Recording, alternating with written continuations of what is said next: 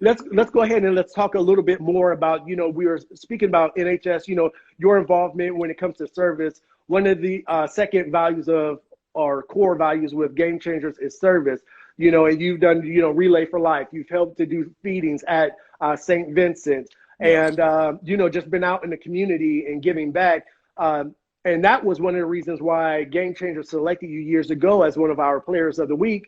The academics, you had that on Smash. At the time, I think you had a 3.9 GPA.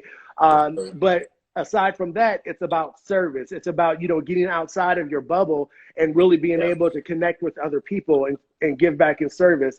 One of the things that I appreciate in regards to service is that this has been consistent. You know what I mean? And it's a part of your vein and who you are. And what I'd like for you to do is just even talk about, what you think the importance of, giving back has done, even as you transitioned into college and that still being a part of who you are. That has been like a tremendous part of just my, not only like, we're taught that service and doing things for other people, is great. It helps everybody. But I don't think, it's a very more like personal journey that people realize. Because for me, it has made me, like you said, come out of my bubble because, I may seem like an outgoing dude, but at heart, I'm an introvert. I love my alone time. I'm cool with just chilling, right. Solid chilling for, a couple days straight. Like not too many people will hear from me and stuff. I get very, comfortable with a few people, but it has brought me out of my shell in ways that I didn't even know I had, a shell in. So, and it's made me, have that to be more open with, strangers. And then it also pushes me to help people, knowing that, people care. Because I remember one summer when I was at Ashland University, when I still went there, they made a lot of the younger guys sign up to set up like this balloon fest. And it was like a lot of manual work. And I was like, you know what? I'm not doing anything that day. So I just went and, knowing that I was going to be, one of the only older dudes around a whole bunch of like 17, 18-year-olds at the time, just, and we put in posts and fences all day, picked up trash, sticks, dug holes. It was a lot, but after the end of the day, the guys that were in charge of setting it up, they thanked us, like, we really appreciate it. And that just made, the whole experience worthwhile, other than, and I got to know, a whole group of like younger teammates that I wouldn't have had the chance to get to know. And it just felt good knowing that, I really, your input can really help somebody's whole, situation, and like whether it's means of income or just like it makes it easier on their bodies. Like, it doesn't matter. It just it's going to be good either way. So it made me be more positive as well. And NHS really was like the door opening for that, because, just seeing, how many people are affected by, different situations in life, it opened my eyes to see like, wow, not only I should be thankful for what I have, but I should really be more open-minded, knowing that, something needs to be done to help these other people, because they shouldn't be, certain things should not be put under the rug. At the end of the day, they shouldn't. Like, we're all connected. We're all in this, and that's the one thing I appreciate about this pandemic itself, because you really do have to rely on your neighbor for some things now. Like, the person you might not have talked to in 5 years, all of a sudden, like you said, you're saying, hey, how's it going? And that, you know, as somebody said on here, that goes a long way. It does, Right. you know, Absolutely. and that has, and with all this, and from what I learned, that inspired me to do this service of, it's called Elijah's Essential Deliveries. Mm-hmm. It's, you know, like anybody that don't want to, you know, go and, you know, go get groceries, or they need, you know, certain errands to run, they can contact me and I'll go pick it up and then deliver to the house, because there's a lot of people that can't go anywhere, Mm-hmm. but they're Right. older.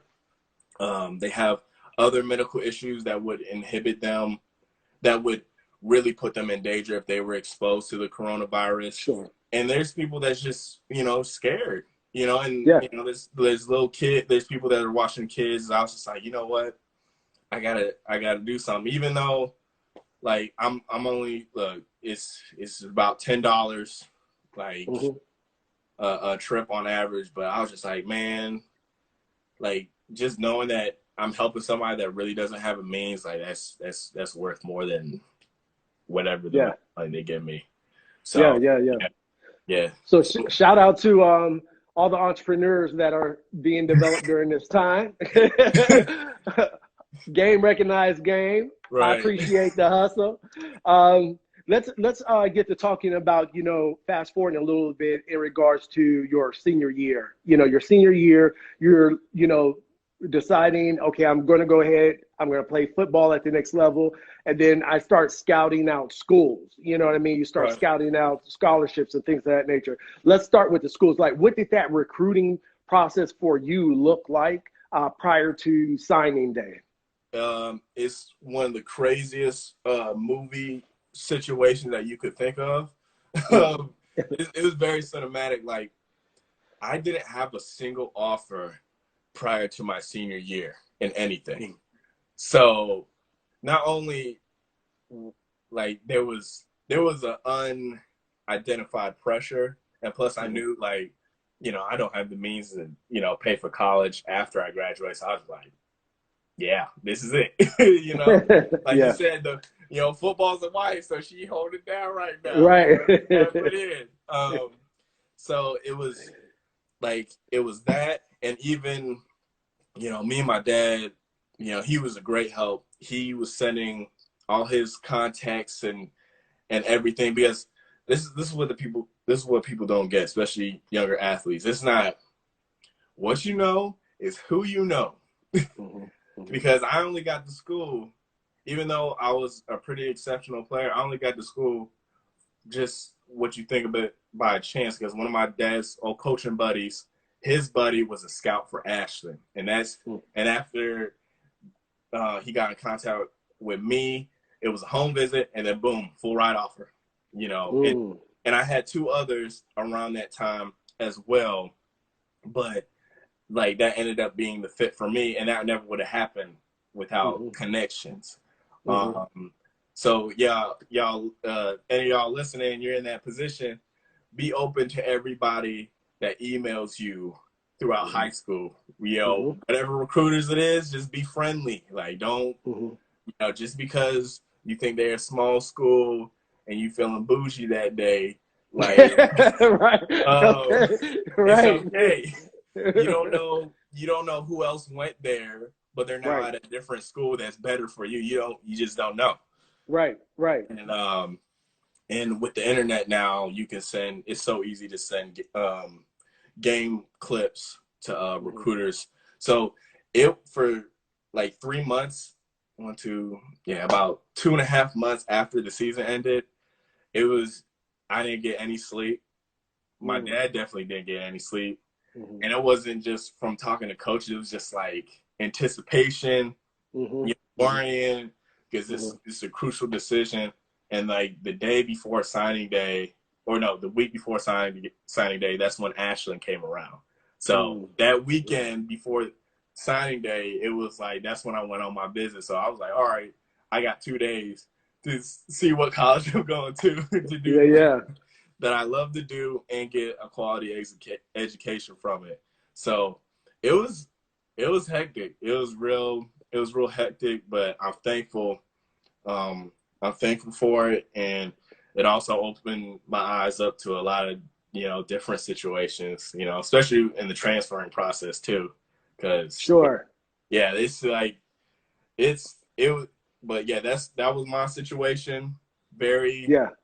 very dramatic. very, Okay. very, very Well, dramatic. put a little pin right there. I want to talk about what you just touched on in regards to, not shunning an opportunity just because, it might not be your top D1 school that you feel that you should be at.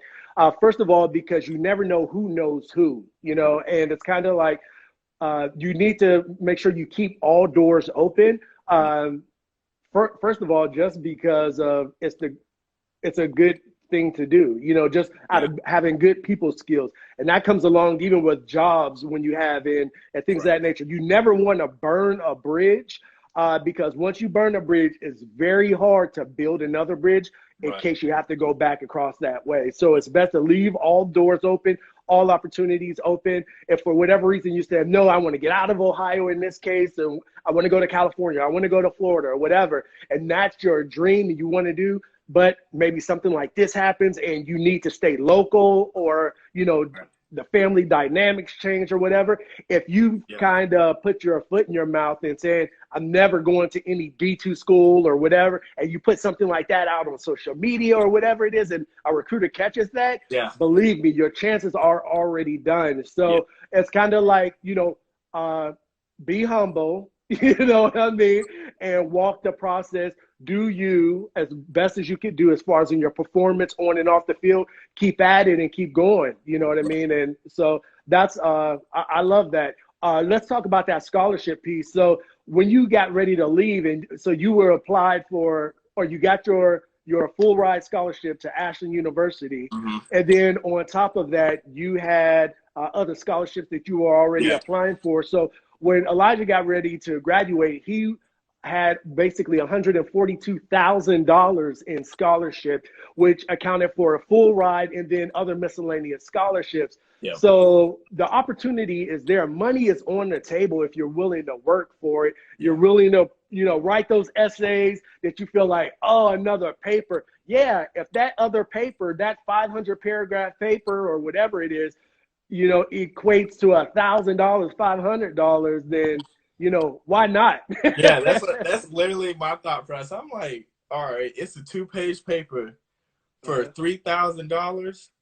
Like, you could, all right, it could be a lot of worse situations trying to get $3,000, especially Right. that quick. Right. That's the hustle. I was like, you know what? This the hustle. Yeah, this is the hustle, and I was just like, yeah, I'm like, you got, and it's an attitude too. Like you have to have the attitude of like, all right, I'm gonna put in this work so I can cruise and be comfortable later, especially when I need it, because a lot of those scholarships, they help me with, trips, books, definitely books. One of my $500 scholarships were used in the first semester alone at Ashland. And that was a couple years ago. Like, those books ain't playing. And Right. Because full ride, especially at smaller schools, they don't cover that. So I was like, let me have this anyway. So I make sure I accumulated as much as I could in a certain time period. And I'm still doing that now because I went from a D2 school to a D3 school because it was a better fit for me and all the situations. And that hustle I already had with the scholarships prior to college, that's helping me right now filling out scholarships to help ease, my loans and, my debt's not going to be like, I have the max amount of money I can get at a D3 school, but I still need more. So I'm trying to make that, that debt as minimum as possible. Right. So, but I'm already in that frame of mind of like, all right, let's get it. I need to do what I have to do now. So I'm literally not paying for it later in multiple ways. Gotcha. Yeah. So let's talk about that. We start talking about scholarships a little bit and kind of bring in another part of our relationship or your relationship with Game Changers, our relationship with one another in that respect.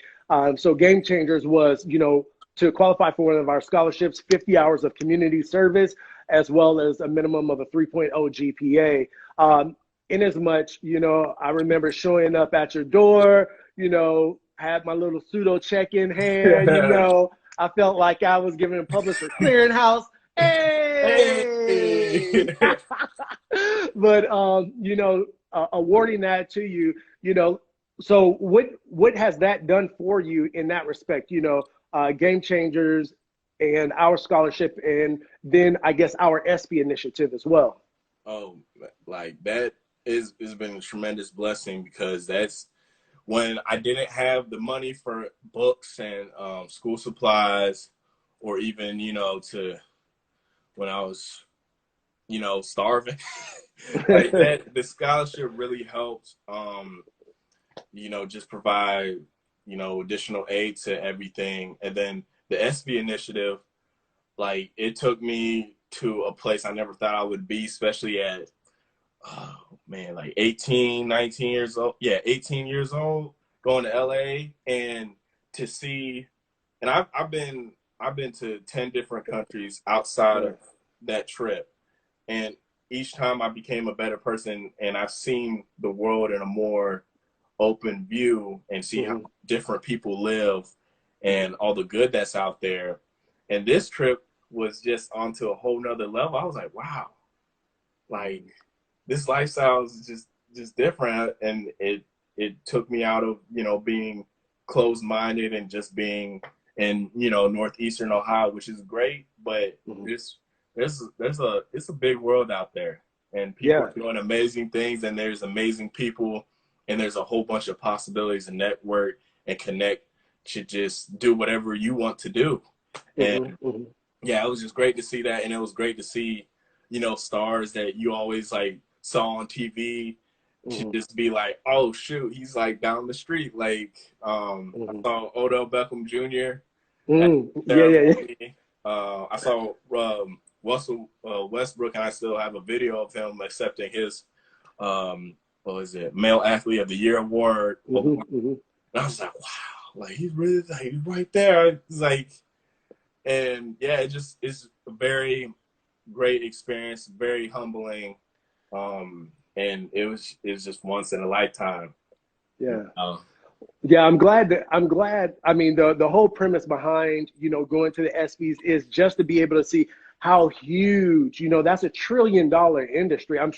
It has to be $1 trillion industry, that sports, you know. And so, you know, whether, you know, some athletes say, you know, I really love sports. Well, it doesn't mean that you have to only succeed as far as in playing the sport itself, but, you know, sports marketing, sports medicine, you know, sports production, working for like someplace like ESPN or whatever. Like, you know, your future is what you make it, you know what I mean? And there's plenty of opportunity for you to kind of go outside your comfort zone and be able to be a part of something that's, you know, that much larger. So yeah, I'm grateful that you had a good time. I'm grateful as well that you have an appreciation for the scholarships, you know, to be able to aid and whatever, especially with our scholarships, being that we break it up over 4 years, you know, just so we don't see you all in Mexico or something chilling on the beach. Right. Our very first year, that was something where I was like, you know what, year number 2, we're about to go ahead and we're going to space this on up. Everybody, you need to have some eating money each year, you know. So you touched on this one piece a little bit in regards to your transition. Before we get ready to go, let's talk about your transition. You were at Ashland, then you transitioned over to Mount Union. How was that transition? Because you're not the first, you know, student that I know that has done that process. But, you know, at the end of the day, you said, you know, it worked best for you. How did that go about, you know, mentally for you? It was rough. But to do like big steps, you need to be pushed in a big way. Like my situation at Ashland, it just wasn't good for me on and off the field. And you know, even though I used to beat myself up about it, because I was there for 2.5 years basically, and I put a lot into it. You know, I got hurt. You know, broke my wrist. You know, got a nice pin in there. This past season, but you know what? You know, it all worked out for my good, and it was just it was just hard because I never thought I was going to transfer like up until that point. But I was like, you know Right. what? I can't accomplish what I want to do at this important chapter in my life. So I'm going to take it into my own hands. I was like, you know what? I'm going to get into the portal, and whoever I fit best, and I could, you know, not only do my own thing, but I could actually build a brotherhood that, you know, I've been looking for, you know, my whole life in the athletic realm. And football does its own unique job of providing that. And I was like, yeah, it doesn't matter where I go, as long as the best fit for me. And Mount Union, you know, they were one of the first, and they were the best, and it was tough. Like I had like just getting my transcripts alone was hard because I had Ashland send my transcripts to Mount like at the end of the season. Mount Union never got them, so I literally had to do it physically. You know, after all the stuff I've been through, Right? With, you know, with that university, it was just like one of those things. And then, you know, just waiting to see how my financial package was gonna, you know, turn out. That was a very big one. You know, real quick, Elijah, just so I don't forget, because a lot of times also when you go from one university to another, what about your credits? Because for me, when I transferred from one university, well, I finished one degree program and I went to another one. They didn't accept any of my one degree, so I basically had to start all over. Did you have to start over or do any classes over or anything? Yeah, I had to do Spanish again. That's crazy. That's crazy. Okay. I had to do Spanish again. And then, oh gosh, what's the other class? I had to do Spanish, and then I had to do another theater class. Okay. And I'm done with it today. As of today, I was working on it earlier. Yeah, and turned in my final presentation. But yeah, it was. But luckily for me, that was the third criteria that I needed for the transferring process, because I'm halfway through everything, and I was actually ahead in Ashland's term. Like I could have graduated this upcoming fall. Even being a redshirted in my freshman year, like I was about to be smooth sailing. But like with Mount accreditation, it's very similar to Ashland, and they still give you credit for certain classes. But if it doesn't fit their criteria, they'll give you an elective credit. So you still get the points, but it might not count to yours graduation plan. And luckily for me, it's like most of the classes that I had, even though they didn't have the same name, you know, they had a similar, you know, setup. So I'm actually, you know, with psychology, and now I picked up a sport business minor, you know, like I'll graduate in, you know, 4 semesters, like in the next semester. So I'm still pretty good. I'm still going to be in college for like 5 years still. No 6, no 7. Yeah. I'm still right on track, even though I have an extra semester than what I intended to have. You know, I'm actually okay. But that was just like my situation with that fit. So gotcha. I was just like, you know what? They're going to give me the classes, you know, and with Mount, they have a great football program, and I really like their coaches and philosophy. I was like, you know what? I like you guys, you know, like this is it. Yeah. You know? I don't think it get any better than this, because I got you. Yeah, that credit gamble. Yeah. Yeah, I was like, yeah, because that's what deterred me from some of the other schools. I was like, you know what? No, like I was like, I can't do it. Like I just, especially for psych, I can't do it. Just gotcha. Yeah, I just gotcha. But dang, Coach Mike, that's yeah. Like I said, I went through part of it myself. So I had to basically, instead of going my first degree was in hotel management, and this is when I worked for Disney. And then I wanted to finish that at another university. They wouldn't accept any of it. So then I just said, well, I'm not about to repeat an entire degree. So then my second degree was in business administration. This way I left it broad, almost, business administration is so broad that you could do that in any, any business. I don't care what it is. There's always a business aspect to it. So, that was my reason for asking that. But that's good stuff. Real good stuff. One thing I want to do is also leave the floor open real quick. What would you say has been one of your most challenging things and one of the best things as far as being a student athlete as we get ready to wind down here in the next 2 minutes? Ooh. Oh, man. I know that's a big one, but you said the best and the worst things? Yeah, the challenging, what's been some of your most challenging as being a student athlete, and then what has been, one of the takeaways from being a student athlete that you appreciate? Oh, man. Dang, coach. Well, all right. Being a student athlete, okay. All right. One of the worst things, I've dealt with being a student athlete is dealing with life-changing stuff outside of both the classroom and the sports, but still having those responsibilities on top of other ones. Like, something going on in the family, something going on with me. Right. Like those, they all hurt. It was, right.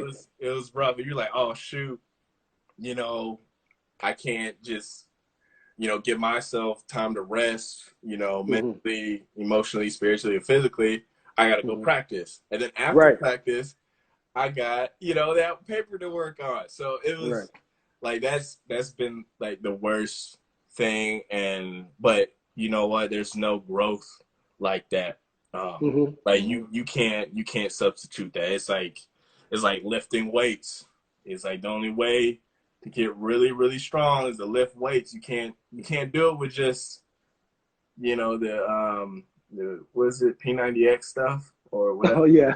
Like you can't do it with all the the videos and everything. You need nice dead weight.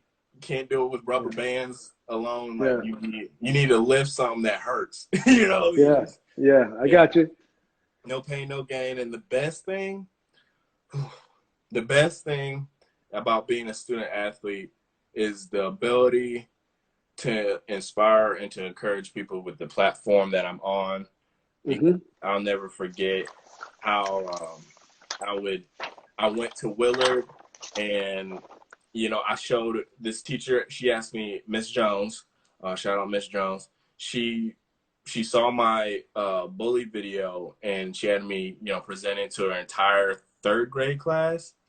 And I told him a little bit about my story, and then she had a little boy come up to me and talk to me because he she was like, he's a bright kid, but he just hangs around the wrong people and that gets him distracted. And I just told him like, hey man, like you can do it. I see it. And just see the look in his eyes. And like, and it happened a while ago. I'm like, I don't even think I got his name, but like, I just know that how I impacted him, he's gonna carry that the rest of his life. And same thing with my siblings. Like they all expect to be student athletes, at the highest level wherever they're at, just from seeing me. So yeah, I can't ever replace that. Awesome. Well, Elijah, I want to thank you so very much. We're coming to the last 20-something seconds here of IG. IG is like, look, y'all didn't talk the hour. I'm going to need y'all to lead out. So with the last 14 seconds, I just want to say thank you so very much. I'm super proud of the young man that you are, the man you are becoming.